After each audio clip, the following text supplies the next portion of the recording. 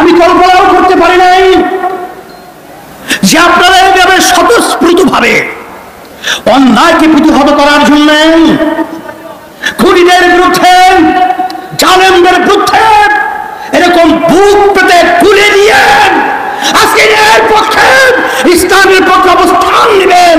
এটা আমাদেরকে আশার আলো জাগিয়েছে। এই বাংলাদেশের মধ্যে আর অন্যায়কারীরা কখনোই এখানে ঠাঁই পাবে না। সেই হিসাবে আমি বিশেষ করে বর্তমান সরকার সহ সকলকে আহ্বান জানাবো, খুনিদেরকে চিহ্নিত করে বাংলার জমিনে মাটিতে বিচার করতে হবে।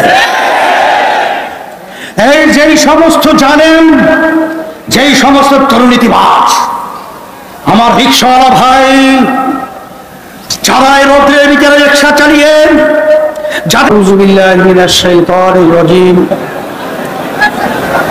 বিসমিল্লাহির রহমানির রহিম। ওয়ালা তাহিনু ওয়ালা তাহজানু ওয়া আনতুমুল আ'লাউনা ইন কুনতুম মুমিনিন। সাল্লাল্লাহুল আলিয়্যুল আযীম। দুরূদ শরীফ পড়ি। আল্লাহুম্মা সাল্লি আলা ইসলামী আন্দোলন বাংলাদেশ ঢাকা দক্ষিণ উত্তর কর্তৃক আয়োজিত আজকের সমাবেশের সভাপতি, মঞ্চে কেন্দ্রীয় দায়িত্বশীল সহ সামনে বিশেষ করে ন্যায়ের পক্ষে অন্যায়ের প্রতিবাদে যারা জান মাল দিয়ে স্বাধীনতা অর্জন করেছেন, সকলকে ধন্যবাদ জানাই। আল্লাহ রব্বুল আলামিন ন্যায়ের পক্ষে বিজয় দান করেছেন। আপনারা দেখেছেন ইসলামী আন্দোলন বাংলাদেশ প্রতিষ্ঠিত হয়েছে, তার মূল লক্ষ্য উদ্দেশ্য হল ন্যায়ের পক্ষে অন্যায়ের বিপক্ষে, ন্যায় প্রতিষ্ঠা, অন্যায় দূরীভূত করার লক্ষ্যে। আমাদের বাংলাদেশের ভবিষ্যৎ, আমাদের শিক্ষার্থীরা তাদের ন্যায্য একটা দাবি, কোটা সংস্কার। এই দাবিটা অত্যন্ত ন্যায্য এবং যৌক্তিক, কিন্তু দুঃখের মধ্যে বলতে হয় আমরা কি দেখলাম, সেই দাবিকে একেবারে নিভিয়ে দেওয়ার জন্য আওয়ামী ফ্যাসিস্ট সরকার, খুনি সরকার আমার দেশের ভবিষ্যৎ,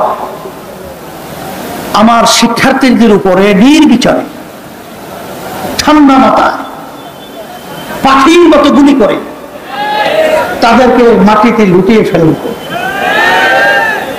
যখন এটা আমরা দেখেছি, তখন ইসলামী আন্দোলন বাংলাদেশ এবং তার সমস্ত সহযোগী সংগঠনগুলো আমরা আর নিশ্চয় বসে থাকতে পারি না। তখন আমাদের বিবেককে আমরা ধরে রাখতে পারি না। আমাদের ঘুম এক পর্যায়ে নষ্ট হয়ে গেছে। যখন মা বলতেছিল যে আজকে কয়েকদিন পর্যন্ত আমার সন্তান আমাকে মা বলে ডাক দেয় না, এটা সহ্য করা যায় না।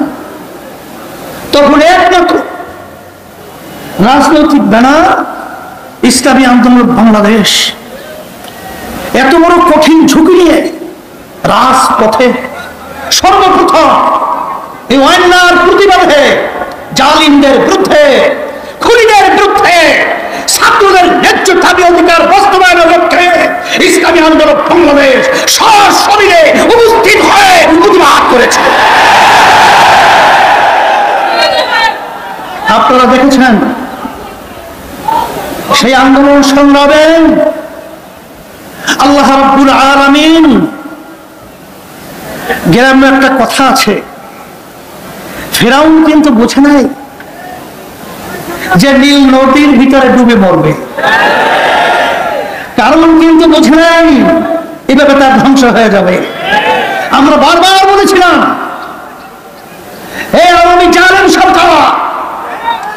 যেভাবে আজকে বাংলাদেশের ভিতরে নিরীহ মানুষদেরকে এবং আমার প্রবল হৃদয়ের আমার সন্তানদেরকে যেভাবে পাখির মতো গুলি করে হত্যা করছো, তোমরা যত বড় খুনি জানেন ফিরআউনের মস্তক হোক, এমন একটা সময় আসবে ভেঙে চুরমার হয়ে সমুদ্রে ক্ষিপ্ত হবে।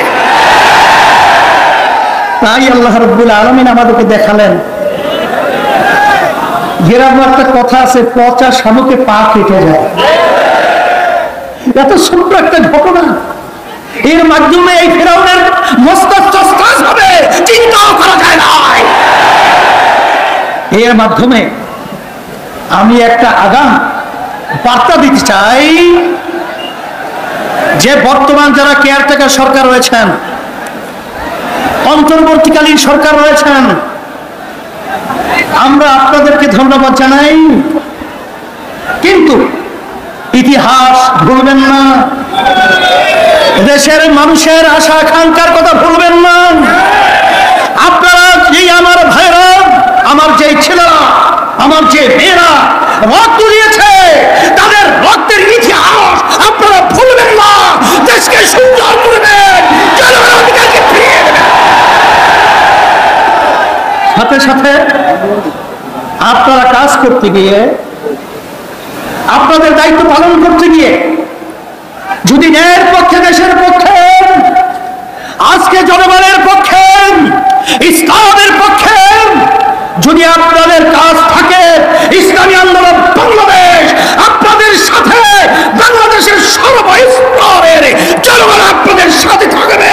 কোন ফিরআউন আপনাদের তাড়াতে সাহায্য করবে। সাথে সাথে আমি বিশেষ করে ইসলামী আন্দোলন বাংলাদেশ এবং তার সমস্ত সহযোগী সংগঠন, আপনারা এই অন্যায়ের বিরুদ্ধে, খুনিদের বিরুদ্ধে, জালেমদের বিরুদ্ধে যে ভূমিকা রেখেছেন, আমি অসংখ্য ধন্যবাদ আপনাদেরকে জানাই। আমি কল্পনাও করতে পারি নাই যে আপনারা এইভাবে স্বতঃস্ফূর্ত ভাবে অন্যায়কে প্রতিহত করার জন্য, খুনিদের বিরুদ্ধে, জালেমদের বিরুদ্ধে এরকম বুক পেতে তুলে দিয়ে আজকে এর পক্ষে, ইসলামের পক্ষে অবস্থান নেবেন। এটা আমাদেরকে আশার আলো জাগিয়েছে। এই বাংলাদেশের মধ্যে আর অন্যায়কারীরা কখনোই এখানে ঠাঁই পাবে না। সেই হিসাবে আমি বিশেষ করে বর্তমান সরকার সহ সকল উদাত্ত আহ্বান জানাবো, খুনিদেরকে চিহ্নিত করে বাংলার জমিনে মাটিতে বিচার করতে হবে।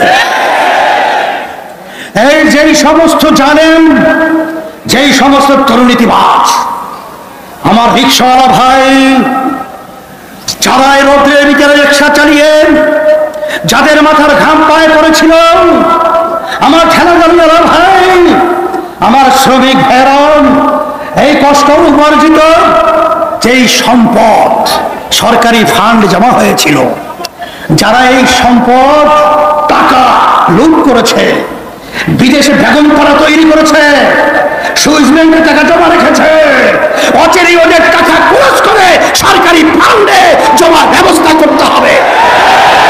এবং সাথে সাথে ওদেরকে বাংলার জমিনে বিচারের জন্য আমরা অপেক্ষায় রয়েছি।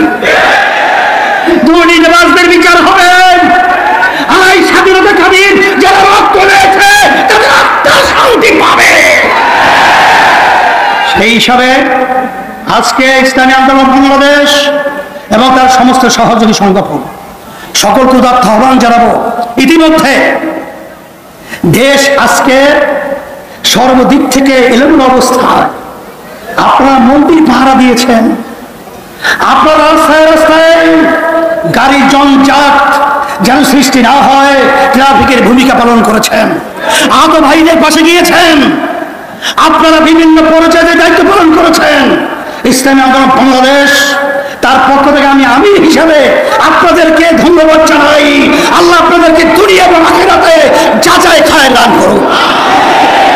সাথে অন্য যারা দায়িত্ব পালন করেছেন, কারণ সংখ্যালঘু ইসলাম পরিষ্কার বলেছেন তাদের জান মাল ইজ্জতের নিরাপত্তার দায়িত্ব আমাদের।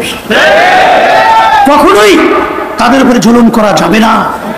এবং যারাই অন্যান্য ছাত্ররা এবং অন্যান্য সংগঠনের যারাই দায়িত্ব পালন করেছেন সবাইকে ধন্যবাদ জানাই। আর বিশেষ করে সেনাবাহিনী সহ বর্তমান ডক্টর ইউনূস সহ তারা যে দায়িত্ব পালন করতেছেন এবং অন্যান্য যারা দায়িত্ব পালন করছেন, আপনারা ন্যায়ভাবে এবং সুন্দরভাবে দেশ পরিচালনা করার উদাত্ত আহ্বান জানাচ্ছি। আর সাথে সাথে আমার ভাইরা তো বলেই গেছে, আমরা সুন্দর একটা বাংলাদেশ আপনাদের থেকে আশা করছি। আমরা সবাই একত্রিত হয়ে এই সুন্দর বাংলাদেশ দেখার আশায় আজকে আপনাদেরকে ধন্যবাদ জানিয়ে আজকে বক্তব্য আমি শেষ করছি। আল্লাহুম্মা আমিন।